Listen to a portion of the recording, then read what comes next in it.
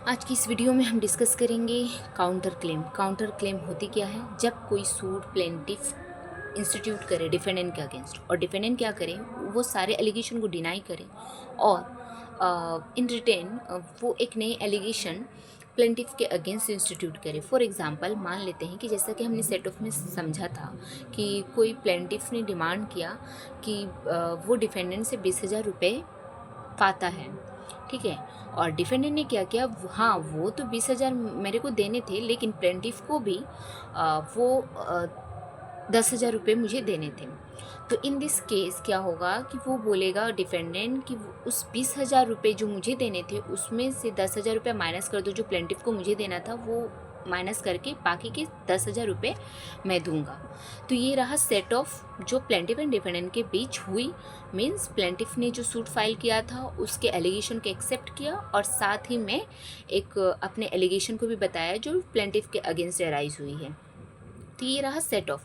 Now counter claim क्या है? Counter claim में जो प्लेंटिफ के द्वारा डिफेंडेंट के अगेंस्ट जो एलिगेशन लगाई हुई है वो उस सारे एलिगेशन को टोटली डिनाई करते हुए एक नए एलिगेशन कॉज ऑफ एक्शन जो प्लेंटिफ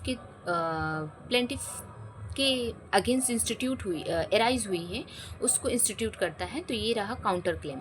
फॉर एग्जांपल जैसा कि 20,000 रुपया अगर बोले कि प्लेंटिफ अगर अपने सूट में क्लेम करता है कि वो डिफेंडेंट से 20,000 रुपया उसे मिलना चाहिए, 20,000 रुपया उसको देना है डिफेंडेंट को, 20,000 रुपये देना है प्लेंटिफ को।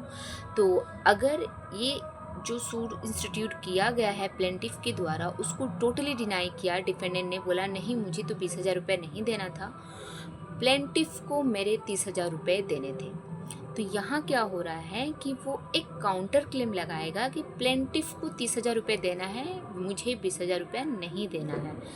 तो ये रहा बीच का डिफरेंस। सो बेसिकली जो ऑर्डर 8 रूल 6A से 6G में जो काउंटर क्लेम की बात कही गई है, काउंटर क्लेम मीन्स जब कोई प्लेंटिफ के द्वारा लगाई गई एलिगेशन को टोटली डिनाई किया जाए डिफेंडेंट के द्वारा, और एक नए कॉज ऑफ एक्शन जो प्लेंटिफ के अगेंस्ट एराइज हुई है वो या तो सूट इंस्टीट्यूट होने के पहले हुई होगी या फिर सूट इंस्टीट्यूट होने के और रिटन स्टेटमेंट फाइल होने के बीच के पीरियड्स में हुई होगी।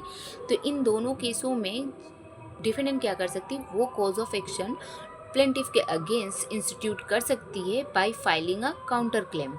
उसके लिए उसे कोई सेपरेट सूट फाइल करने की ज़रूरत नहीं है, वो काउंटर क्लेम के जरिए वो कॉज ऑफ एक्शन इंस्टीट्यूट कर सकती है प्लेंटिफ के अगेंस्ट, और ये counter claim as a cross suit proceed होगी, ठीक है।